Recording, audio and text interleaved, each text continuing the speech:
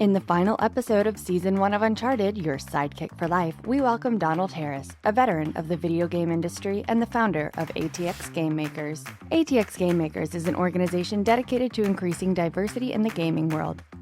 This episode unpacks Donald's journey from his early days as a teenage entrepreneur to his impactful work in fostering inclusivity in gaming.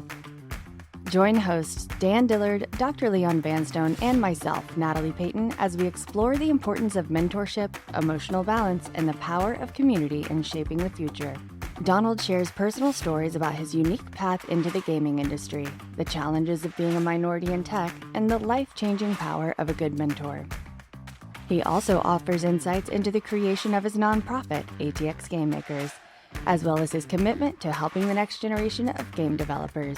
Special thanks to our Gen Z contributors, Edwin, who asked how he could achieve emotional balance, and Justin, who expresses his desire to be a part of something bigger than himself, like a nonprofit. So without further ado, let's have a listen. Welcome to Uncharted, episode 12. Woo! End of season 1. Ooh, I was going to say, when does how many episodes are in a season? 12. Wow. 12 seasons. So I'm the season closer. Yes, you are. We saved you to the finale. So we need some cliffhanging, okay? I'll think of something. Yeah, right. Let's do some quick intros. Cool. Hey, everybody. I am Natalie Peyton. I am an actor, comedian, and podcast person, Natalie. He gets it. Hello, everyone. I'm Dr. Leon Vanstone, rocket scientist, storyteller, and entrepreneur. Blasé. And a very blasé, darling. Rocket scientist, darling. So you set me up that I have to follow the rocket scientist? No, I'll He do goes it. next. I'll go next. That way it's just like, I'm just Dan. Not under the bus. I'm just Dan. Dan Dillard, podcast host, co-founder of Founding Up, and background in media and finance. So Love it. that's in a nutshell. And our guest host and guest mentor today is none other than the great, The illustrious. Wow. The fantastic. Donald Harris. So my background is video games. I've been in the gaming industry for almost 20 years at this point. Wow. And I founded an organization called ATX Game Makers, where I help increase the diversity in the games industry by way of mentorship, inspiration, and entrepreneurship. Now you guys know why I brought him on That the was show. pithy, man. So cool. You've said that before. Oh, yeah. At least 30 more times in the car ride over. So, yeah. Nice. So now you know why when Donald and I met for coffee, I'm like, dude, we're in such alignment. Let's go. Let's get you on the For our podcast. listeners out there, Dan just brings these people in. I don't even know who they are. We don't even talk about it. You're like, who's this guy? I was having coffee by myself, actually. Dan does It that just a shows lot. up. Dan does that a lot. That's funny. That my granddad used to do that. He used to see somebody eating alone and be like, pull up a chair. Let's get to know each other. Wow. I love that. I don't know if I could be that outgoing. Okay. You look lonely. Let me keep you some company. Yeah, I know. You're Some like, people just no, want to eat I alone. was having my alone time right now. No. Well, Donald, as we discussed over coffee, Uncharted is all about mentorship. We especially mentorship for Gen Z, as we've discussed. There's several generations representation here, and we've got a correspondent host. So it's been us. So it's been Anais, and talked to Gen Z and asked them what's going on with what keeps them up at night, and kind of figure out what those worries are. And our goal is to try to see how we would have responded to that at their age, and see if we can provide some help. Yeah. But before we get into that, I want to hear more about, I've heard about, and I want everybody else to hear about your background and why mentorship is so important to you, so close to your heart. So can we start just like before you got started into gaming? Let's just, when you were 20 or 18, like what was your life like? I was 17. I'll take you all back younger than that. All right. When I was like maybe 10 or 11, my dad was an entrepreneur, and part-time entrepreneur. He still had a full-time job, but he also used to like film weddings and parties and all these different events and things like that. And he had this really great business doing that. And so I got to see that aspect of like making money and making a living. And it was interesting because like I could see him do that, but then I could also see him go to work from 9 to 5 and then on the weekends doing that hustle to try and make this thing work. Right. My mom, on the other hand, was very much into the community, and she launched this organization called Black Arts Festival. Mm-hmm. And every year in Fort Pierce, Florida, she would take over the Civic Center, which is akin to our convention center. Right. That's a big space. Yeah. Looking back on it, as a kid, I was like, go to mom's thing. Yeah, mom's thing, mom's little thing. Looking back on it, holy crap, right? Yeah, because now in the other parts that I'm about to tell you is like she would have people coming in from all parts of Africa, all parts of the world coming in to show off art, to show off dances, different cultures, and all of these things. And she just opened it up to the public. And so like that just sat in me. So those two bits of my parents have definitely sat in and molded me. And so as I got older, before, like you guys were making comments on how tall I am, before I had the growth spurts, I am 6'8". Wow. Yeah. Hence the online name Tall Gamer. Super creative. I love it. But, as I got older, before the growth spurts, my dad brought home computers and that was it for me. I was just like, oh, I don't know what this magic box is, but I got to do this. Mm-hmm. And so, yeah, it's like I started, because my mom was in the community and all of that, she knew all of the doctors, all of the lawyers, and they all had computers, but they all had computer problems. Oh, call my baby. He can help fix it. Da, da, da, da, da. And then like, I was like, my mom and dad were dropping me off at the doctor's office to go behind the desk. Stop. Right? You're 15 with an IT consultancy, basically. Yes, absolutely. It was the weirdest thing. Great. And then like, I remember vividly my dad one day pulling me aside like, hey, you're charging $5 an hour. Like, that's not right. You could be charging much more. Your knowledge is value. Yeah. And I was like, oh, I can make money, real money. He's like, yes. And so, I think at 17 is when I had my first office outside of the house. I was getting I was friends with the UPS guy because I had so much hardware coming to our house and all of this stuff. And so, that is so cool. Yeah. I love that. Did you incorporate or make your have a name? I got a sole proprietorship. Oh my gosh. I remember the sole proprietorship. I had one of those. Did too. You? Yeah. Oh, this is so great. H&S Tech. H&S Tech. How old were you? That was 17. What did H&S stand for? So I had a friend who could program. Right. And his name was John Stevens. So and you were Harris. Oh, okay. Yeah, makes sense. And so I had all the clients at first. I was like, oh, well, I'm going to come up with the name Harris H&S Tech. So yeah. Yep. We were so cool. Did you have an exit for H&S Tech? Yeah, what was your branding strategy? My exit was to get out of my parents' house. Yeah, there you go. So you can claim an exit. Yeah, no. So it's almost as if you didn't really have a plan. It's like it's a theme. It's a theme. Everyone we talked to is like, I didn't really have a plan. Just started doing things.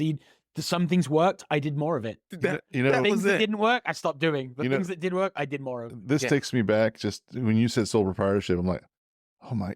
I'm 50 now. So my first business side hustle, I was 18. Oh, no, I was 18. And I was working I went to work for a veterinarian when I was 16, and just loved animals and was an assistant.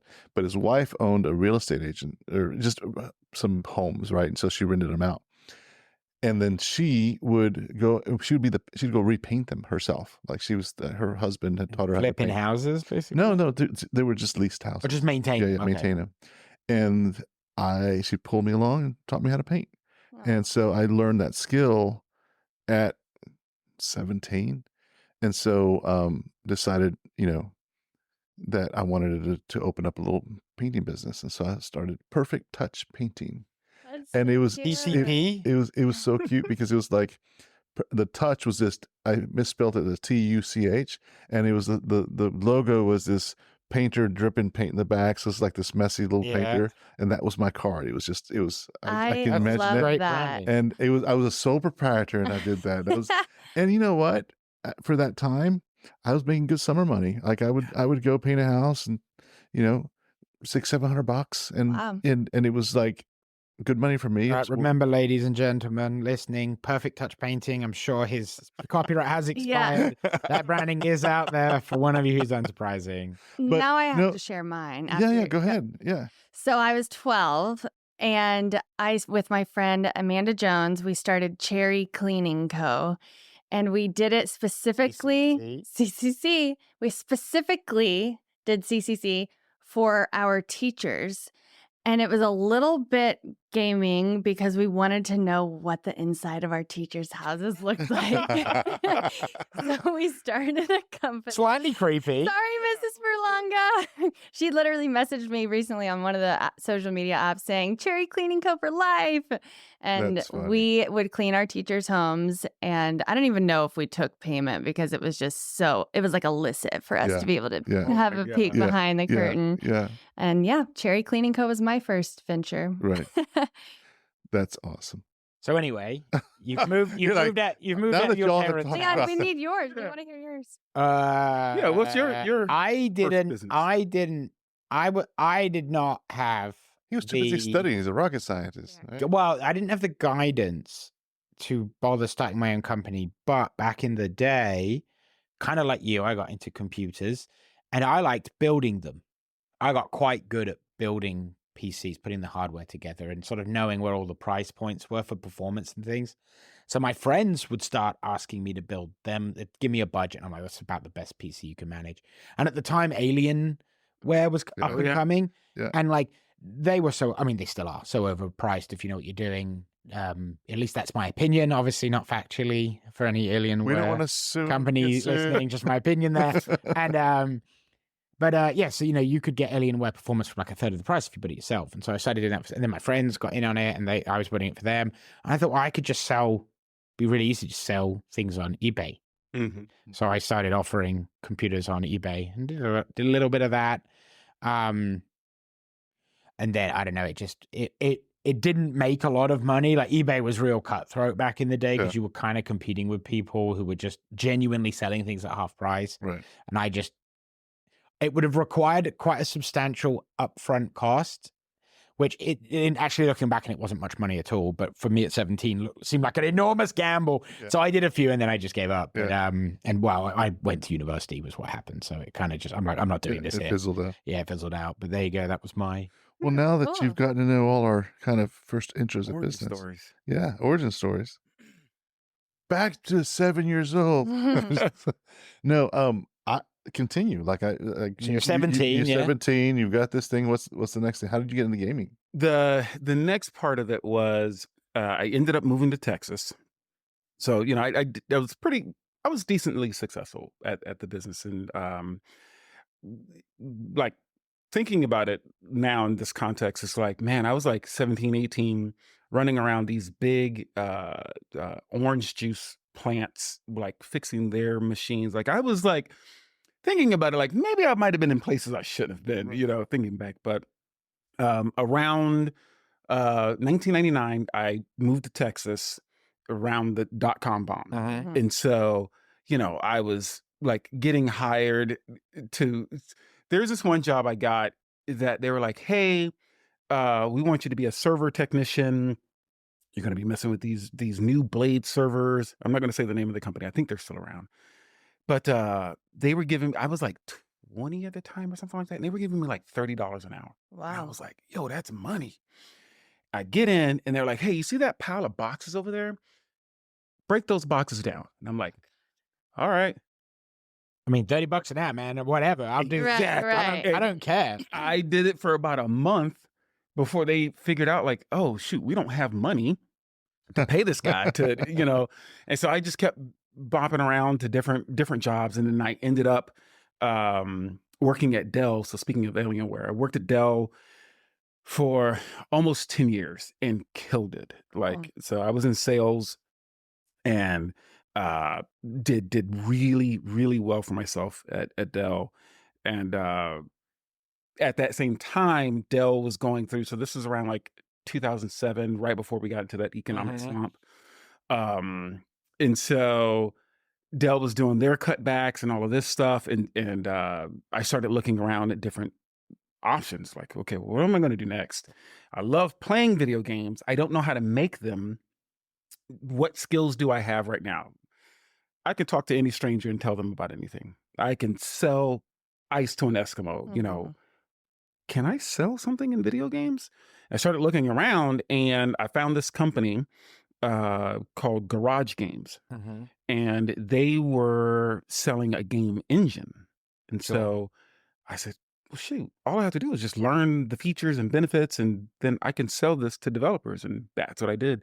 That was like one of my first major roles. I had some like QA jobs in between, like small little QA jobs in there. But the first major one that I realized, like, this is it. I can make this a big career. When we were chatting the other day, you were telling me about through your gaming though, you had a name and that people recognize you because of that. Oh, the tall gamer? Yeah. Oh, yeah. So online, pretty much everywhere you could, like, if you look up tall gamer, I still have to buy the URL. Probably shouldn't mention that on the podcast. We can cut that. We'll cut that. Yeah. Cut that out. But you know, I go by tall gamer. And so being a minority and a giant really, really helps me get recognized. And so like I can like walk into like any event and, you know, people like, tall gamer. They won't even call me Donald. It's like, tall gamer. I'm like, hey, what's going on, man? TG, you know. And so, you know, yeah, I just, one thing kind of led to another. And I've worked at EA. I've worked at Blue Point. I'm currently working at a studio called Farbridge. I've been there for like 7 years. Heard of them, yeah. And so we've like, it's been a very, very fun career. And then at one point in time, I remember, so back when I was trying to get in and study different companies to figure out where I could work at, I was attending conferences in Austin. And there's this one mentor I had. His name was Tom Biscigula, and he's now known as the game attorney. And this is like for any Gen Z folks who are watching this is like a super important thing for me in having the right mentor. I was like, hey, I really want to get into games, like, you know, and he's teaching me all these things. He's telling me about all these companies. And he's like, okay, come with me to this conference. It's like, I really don't have a lot of money. I'll try and go. So I'm going, and we're walking around the conference, and this man, literally, we walk up to the Sony after party where all the Sony VPs were. And Tom goes up and they're like, hey, is your name on the list? He's like, yeah, my name's Tom Biscigula. Look me up and goes, yep, gotcha. Whoa, sir, you're not on the list. And Tom looks at the guy and goes, he's with me, and just grabs my hand and walks right past security. Yeah, he and did. I'm like, what the hell? And so it's like having the right mentor. I love that. To break you in. Literally. Metaphorically walk you into the room, but also sometimes literally. Very literally just walk me into the room. And I found myself surrounded by these VPs. And, you know, I didn't know anything from anything. And I'm just like, and he said, it's like, now you just listen and learn. Aww. And I was like, yes, sir. Okay.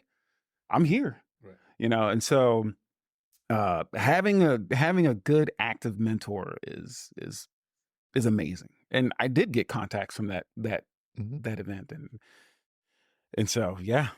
So now, you know, continuing on, I'm now like almost 20 years into my career, and I'm trying to now do that for others. And so during the pandemic, I started an organization called ATX Game Makers. And so for y'all not watching the video, I'm pointing to my logo on my chest here, but you know, it's that organization that I started was basically to help increase the diversity. And so I went with a purposeful blanket term as increasing the diversity, because I didn't want to just focus on, oh, I'm just trying to help one race or one gender or this, that, or the other. I'm trying to help people who feel like they don't have a home or a safe place to learn about games. Come to us, ask us any dumb question. We're not going to shame you.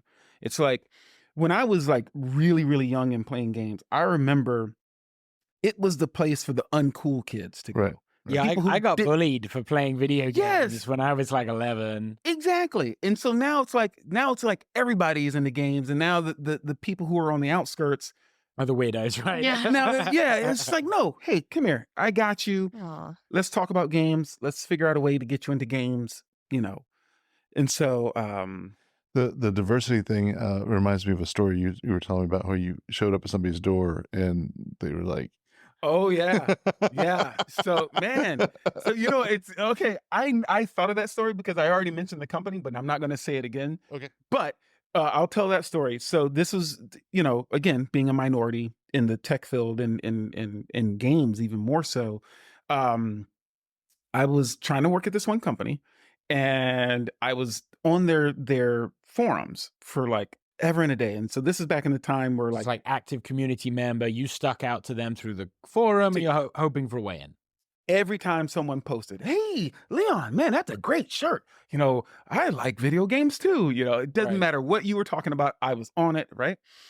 And I was very genius. Yeah, I was going through my sales career. I was just like trying to be your friend, just letting you know and becoming familiar with you. And so they had this role pop up, and this role I fit perfectly for. And I was like, yo, I submitted my resume, and I was like, hey, Leon, hey, man, did you see I submitted my resume for that job? And he was like, oh, yeah, Donald, don't worry. I got you. I'll check it out. I'll send it to the hiring manager. Sure enough, they flew me out to Oregon. And I don't know if you've ever looked at the population of Oregon, but I assume it's 7 people. And of those 7, none. 0.1 of them might be black. Might be. Right. So I walk up to the door, and it's on a Saturday, and I walk up and I knock on the door, and he comes to the door, and literally, first words out of his mouth, oh my God, you're black. Or I mean, he didn't, his brain was just not fast, or his mouth was too fast. Yeah, his mouth was faster than his brain, man. Like mind blown. What? Needless to say, I got the job. Yeah. At that point, Hey. You get the job. At that point, I had the job. Yeah, exactly. So now let's negotiate price. Yeah. Right, yeah. So that's the interview done, and now we're negotiating. Interview was done at that point. But he literally just could not fathom, like, oh God,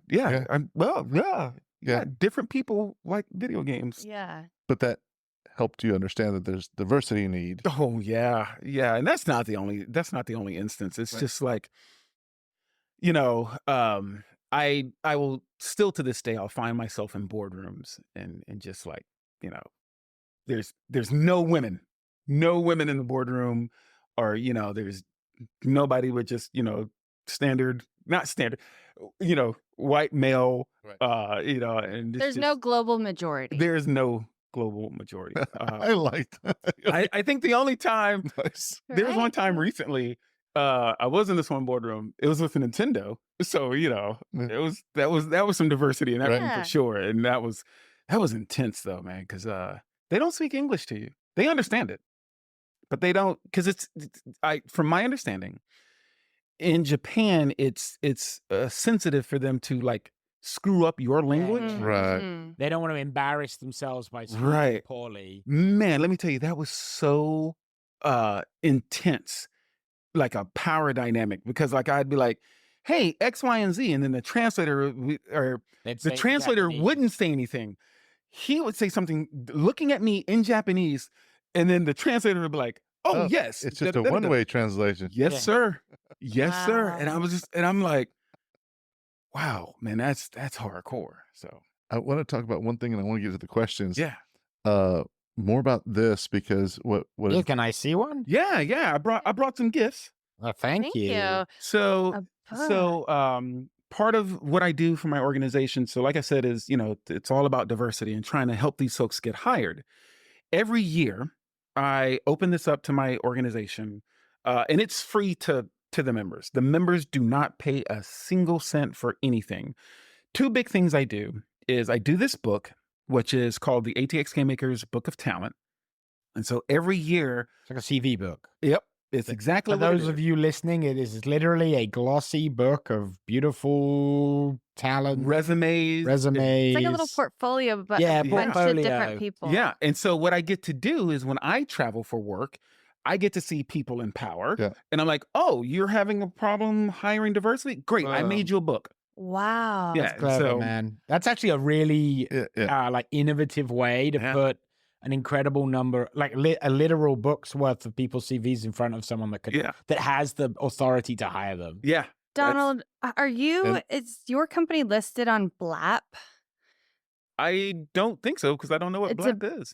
It's a geolocation app for Black-owned businesses. Oh, okay. My ex created it actually, and he's now going on the circuits to talk about it publicly. But I'm going to introduce y'all because you've got to be on this app. It's really cool. The other part of that is what you do for South by Southwest. Yeah. So I was going to say that. So the other part of this is right when this, or a little bit after this book is published every year. So happens around February to late March, depending on how much time I have. In March, I always throw a South by event. And so I go and do a whole bunch of fundraising. So expect some phone calls from me after this. I do a whole bunch of fundraising for my 501c3. And in March, I throw a big South by event. Because South by is pulled out of games and things like that. So I'm like, hey, we're putting games back in. But what I do is I turn around to my community and say, hey, any games that you guys are working on or anything that you want to show off, you're going to come to this bar that I've now taken over and you're going to set up shop and show you a little hot showcase. And just showcase yourself. It's called the ATX Game Makers Arcade Showcase. Wow. And then, of course, I turn around and I start putting the word out and I get all my professional friends to come through. Come by and check it out. Check it out. Say, oh, hey, this is great. You know, we've had like Activision show up, Bungie, big names just like coming through the halls. And so, yeah. So this is why there's so much alignment when we met, because it's all about mentorship. It's all about doing work to help others, lift others up, right? So yeah, I love the work that you're doing. I like creating opportunities. And what's interesting about the page, so you're looking at Karina, what's interesting about those folks is they're a part of ATX Game Makers, but they formed a company called Merge Conflict, and my company outsourced some work to them. Cool. So like the company that I work for, so it's like this full circle awesomeness. So is there any crossover in your career with either Fred Schmidt or Richard Garriott? Yes, of course. Oh, cool. Yeah. Fred Schmidt's my mentor. Yeah, Fred is one of them. Fred is awesome. He is. I adore him. I got stuck on Richard's boat. I don't know if it was his boat, but it was one of the picnics. And I'm not living the right life if I'm not getting stuck on someone's boat. Exactly. Yeah. Richard Garriott used to throw this this Gamers Paradise picnic every summer. He invented one of the first video games. Yeah, one of the best. One of the Ultima, the Ultima series, Lord British, and indeed. But yeah, he had this boat and like this, it was a part of the party and got stuck on it and all this stuff. But like, what was cool was we need to get to the questions, but Fred, they used to have this office on Richard's property. On his boat. No, this is a cabin. So Richard is very rich. And so putting the rich in Richard. Yeah. And so, he did go to space. Yeah, he's an astronaut. Yep. But he had a cabin on his property where they set up shop, and so we would go down there and I would meet with him and talk with him. And so that's so cool. Love that. Nice. All right. Before we continue, let's jump into the questions. Yeah. We're running out of time. All right. First question. Edwin. See what he has to say. If you could ask any mentor a question about life, whatever you're dealing with, what would you ask them? A lot of it will be about emotional balance. How do you keep that emotional balance throughout tough times and even throughout good times? Yeah. Sometimes, feeling too happy can make you miss out on certain things. Feeling too unhappy can also make you miss out on certain things. So definitely I've seen balance help me out, seeing the clearer picture. So, and that was a skill that I had to learn, and I still have to develop even more to this day and probably more in the future. So that would be my question. Question on balance. for one, when I heard this, I thought, wow, that's a very insightful thing to think about, because all of us, even now, have to deal with balance, and the fact that he's like, I've worked on this skill, but I still want to know more from a mentor. Thought, kids, he's thinking. I was very proud of the thought process there. But yeah, in my life, obviously, balance is always, because we always get steered into, whether it's business or whether it's, your family life or raising raising my daughter. It's always been like, okay, where do I focus? And so the balance thing has been tough. And then you have the daily things that happen, the things that you're not even planning for. And so life happens to you, man. Life does happen when you're busy. Yeah. It seems like especially when you're busy. Yeah. Just so happens. Yeah. So any thoughts on balance? Like, what have we all done to kind of help with balance? Yeah. We'll Natalie, were you finna speak? I'll speak after you. I know what I'm going to say. It's interesting because I am a very tall into the balance, kind of like, oh. Yeah, my low center of balance.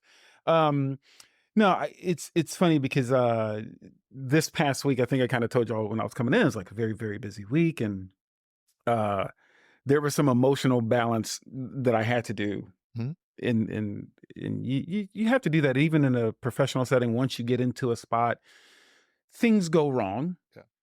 And some people can call it putting on a face, but it should be deeper than that. Like I wouldn't tell this person to be like, oh, hey, just smile through the sad times and kind of dial yourself back. You guys still got to feel your feelings. Yeah, you're going to feel, you're a human. Everybody's a human.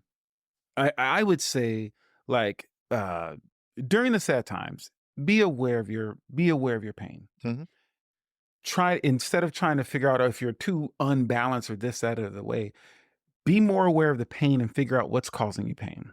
And if there is a solution, try and address that solution.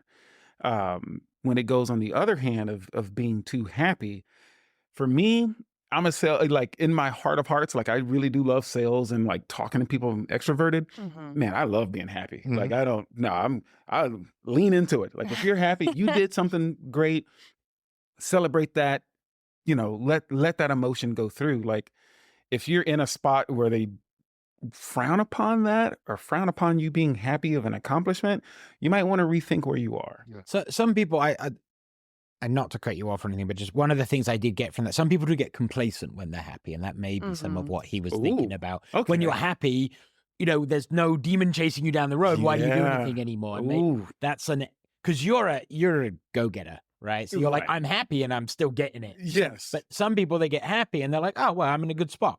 Maybe I don't have to. So that's one element or one different take, maybe. Yeah, okay. In that sense, I would say then once you find yourself happy, be aware of your goals. Are you happy because you've accomplished a goal? If so, create a new goal. Mm-hmm. So that way you can create that own drive in you. So, yeah. I was going to talk about something so simple that he specifically said emotional balance, mm-hmm. which made me think of sleep. Like it's so simple, but if there is a lack of, I consider myself an ambassador to sleep because of my children's bedtime podcast. But if you're not getting enough sleep, there will inevitably be an emotional imbalance or dysregulation. Yeah. And I clock it immediately if I'm sleep deprived. I am a different person. I am not fun to be around, and I'm incredibly emotional. So sleep is the first thing I would say to him. Just check in on that and make sure that's happening well. And then the other part is self-awareness. Just being able to clock when you're emotionally dysregulated and being able to lean on friends and talk it out. That helps me quite a bit. I'll go to Dan with a problem that has nothing to do with work. It has to do with personal life. Like, okay, I don't know how to manage this. And then getting other people's perspectives for me is super, super helpful. Anybody listen to Ed Hartoli? So great person to listen to. He's got some pretty, and I'm drawing a blank on the book's Whole Earth or something like that. But it really talks about this like stoic way of life, like just being this kind of like high. So that's what this reminded me of, like the high highs and the low lows. It's like, look, life is going to happen no matter what, and you got to be okay with it's going to do this. And it kind of reminded me of that whenever he was saying that, which there's a lot of really great nuggets from living that. And I'm also very positive and always bright side, glass half full kind of person. But I also acknowledge that, you know, when I was thinking about what he said, is some people get this rush of a high, and then if it doesn't work out the way they think it is, it's like they hit the valley. And I think what I heard here, and maybe not, was don't have those peaks and valleys. Just kind of know that everything will be okay. Yeah. And that's what I'm hearing. What he's emotionally trying to get to. But you know, and I totally agree with it. I think that, you know, I celebrate wins for the day, right? And tomorrow's a new day. Let's see what tomorrow brings, right? And if it reminds me of the song, like sometimes things don't work out when you want them to work out. Reminds me of the song Unanswered Prayers by Garth Brooks, where it's like something wasn't answered, but then down the road he found, you know, a much better answer. And I see that in some of the things through life. Like I've seen some things that go through life that seem like downs, but they're actually just failures that helped you grow. And the next door that opened was a much grander door. So having that perspective in the rearview mirror to see that, then it does help you kind of have that, you know, even keel when it comes to ups and downs. Yeah, I mean, I just throw in something I had recently.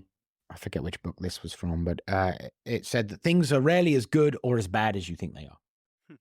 And you know, that's a lot of sort of what you've said. Like things can be great until suddenly they're not, and things can be bad until suddenly that changes. The ups and downs of life are inevitable, and some of, you know, I also do quite like the Stoics. You know, try to worry about the things that are within your control, because otherwise you'll be worrying about things you have no say over. Roll the dice. If it's a 1, you're sad, and if it's a 6, you're happy. But that's a tough way to live, man. I guarantee you, then you're going to have lows and highs. Right.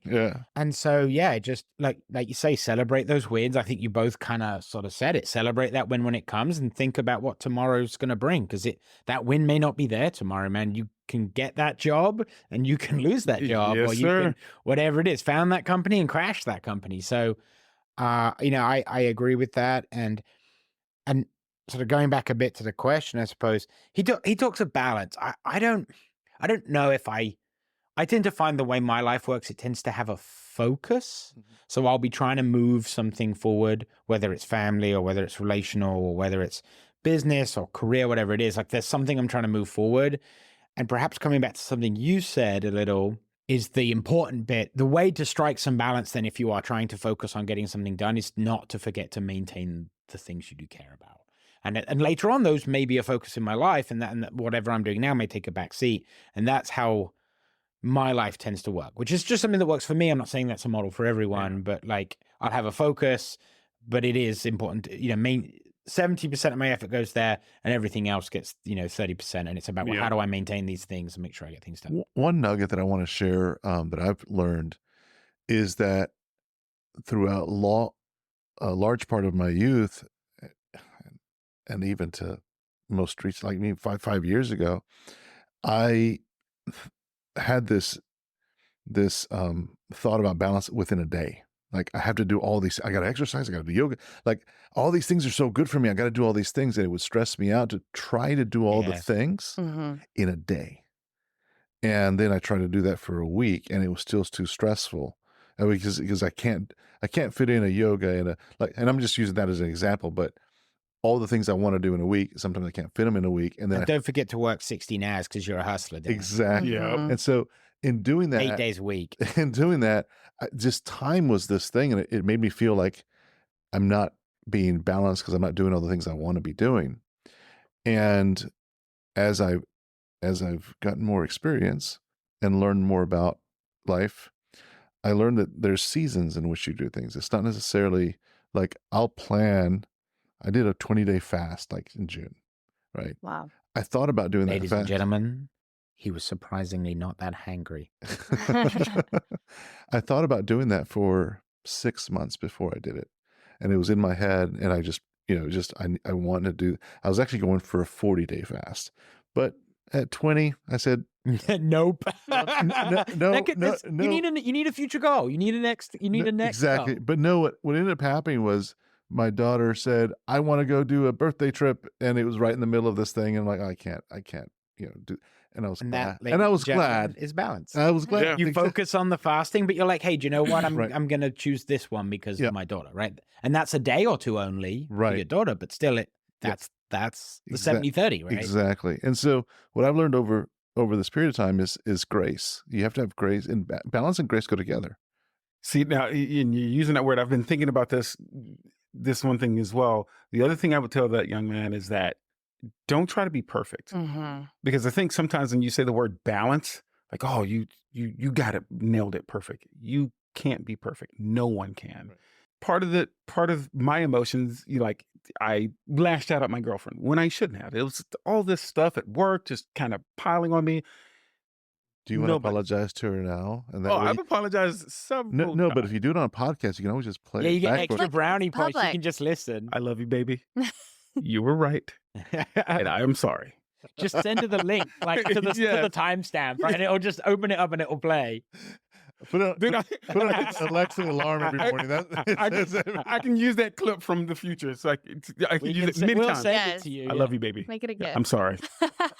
We'll loop it. It's Sorry, I cut you up, but you were finishing your. No, it's just I just wouldn't want them to try to be perfect in their emotions. It's just things get worse the tighter you try to hold on to things. Yeah. Well, and it's funny too, because we were actually just talking about the show, right? Like, one of my flaws, one of my few flaws, because I am almost perfect, of course, is I want a perfect plan. All right, like I try to have this kind of, and one of the things I try to constantly remind myself is that now is normally better than better, right? Like if you sit long enough to come up with the perfect plan, right? Somebody else will have come with a terrible plan, figured it out by iterating rapidly, and be beating you because they got to market 2 years before you did, that's where right? co-founders, because I'm like, plan. What's a plan? let's execute. Let me tell you how this is going to happen. Right. I'm like, that will never work. I am like that. I will run through a wall and just figure it out on the other side of the wall. But I made it through the wall. Exactly. Hey. But that's coming back to you. But don't try to be perfect.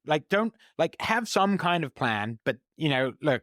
What's the saying? Plans are useless, but planning is indispensable. Always have a plan, never rely on it. Everyone got a plan till they get punched in the face.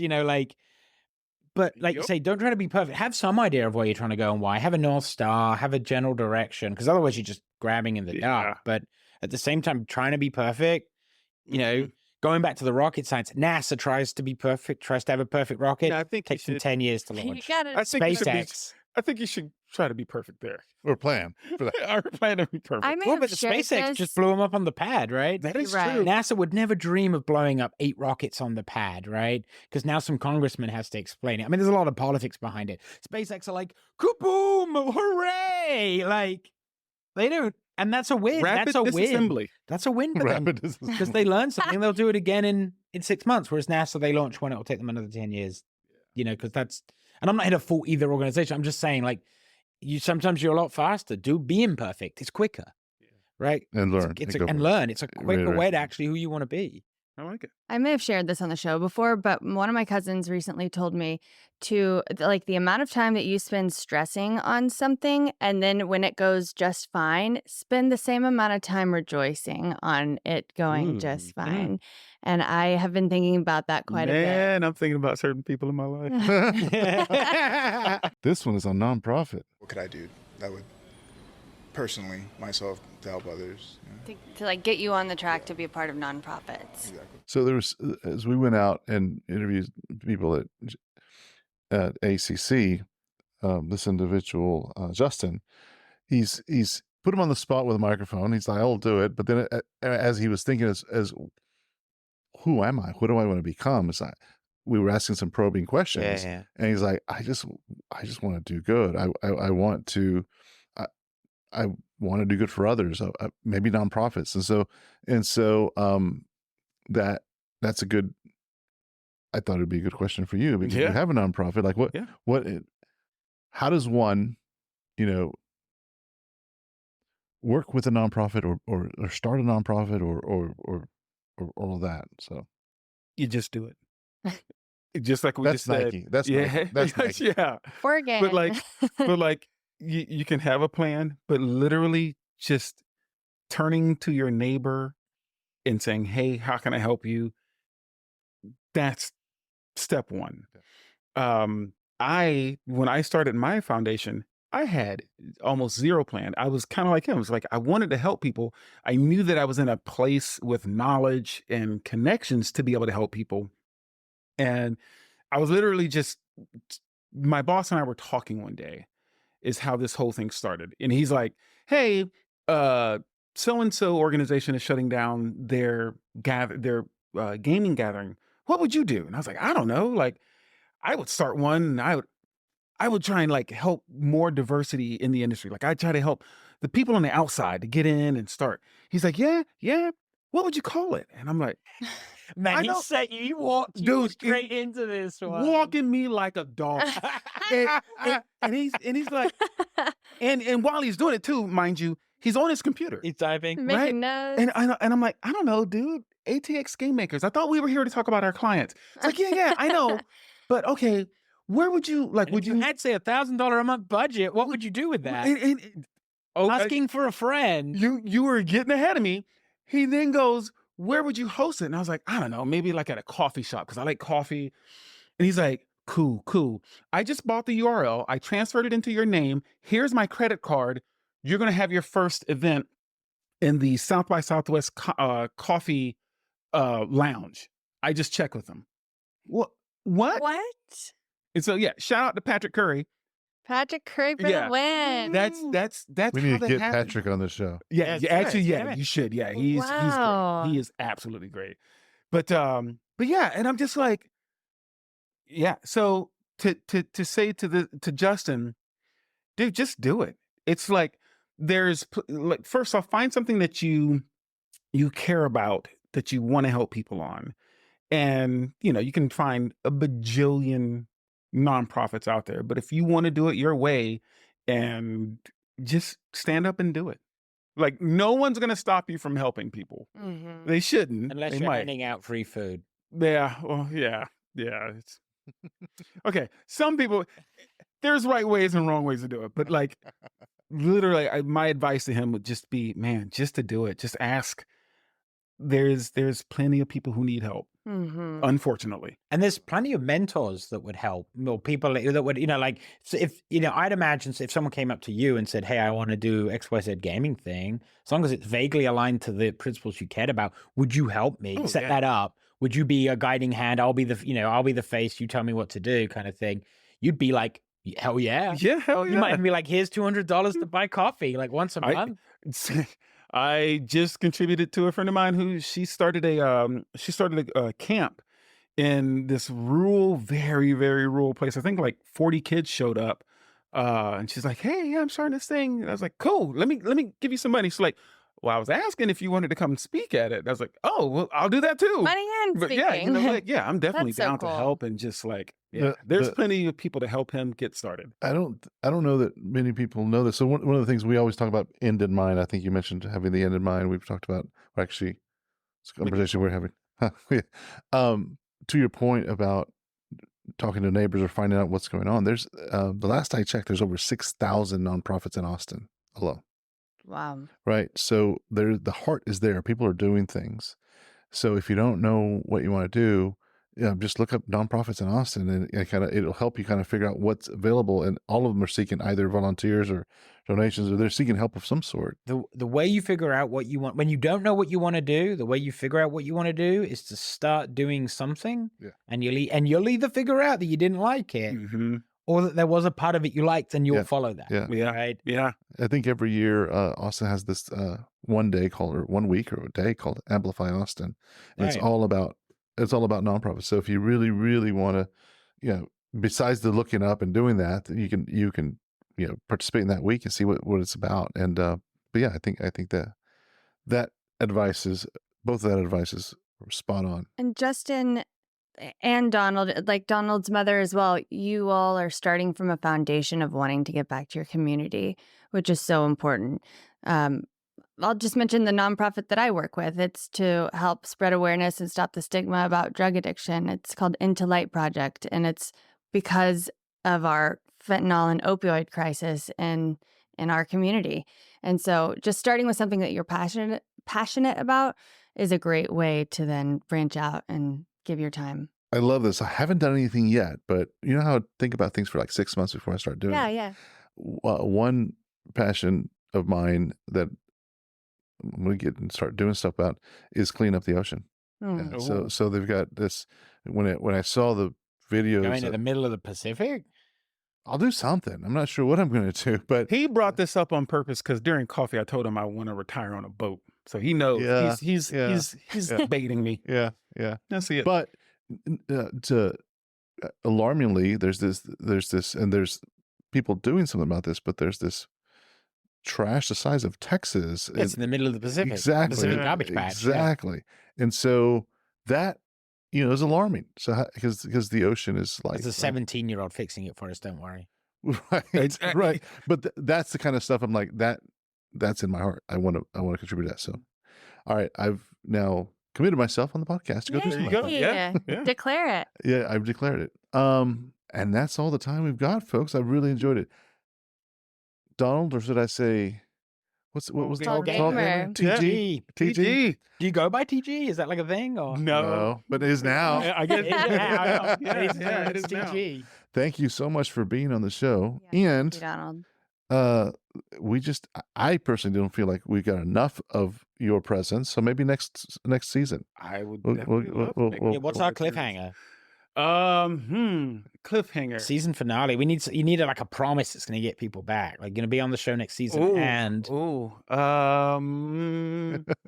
the spot. Yeah, on the spot. He Under likes the it. boat. We'll edit it back and we'll fix it in edit. How about this? How about this? I will tell you guys about an event that I've held since then. All right. Awesome. Great. Yeah. Love that. Yeah. Cool. All right. Well, until next time. Lives are on the line. Thank you, Donald. Thank you, Donald. Thank you guys for Thank you having guys. me. It was awesome. And that concludes Season 1 of Uncharted, Your Sidekick for Life. With reflections on the ups and downs of the entrepreneurial journey, discussions on how to maintain emotional equilibrium, and tips on starting a nonprofit, we packed this episode with wisdom and inspiration. As a season finale, it sets the stage for even more dynamic conversations in the seasons to come. We hope you enjoyed this episode's blend of humor, heart, and actionable advice. Follow us on the socials so you don't miss any announcements on our upcoming Season 2. If you would like to participate as a Gen Z guest or a mentor, visit our site at foundingup.com or check out the show notes. If you enjoyed today's episode, don't forget to subscribe, rate, and review on your favorite podcast platform. Thank you for joining the Founding Up and Uncharted teams. Special thanks to all who make this podcast possible, including Katie Nolan, Nolan Calicott, and Anais Schmidt. Be sure to subscribe, leave a review, and share this episode with your friends. Until next time, keep exploring the Uncharted.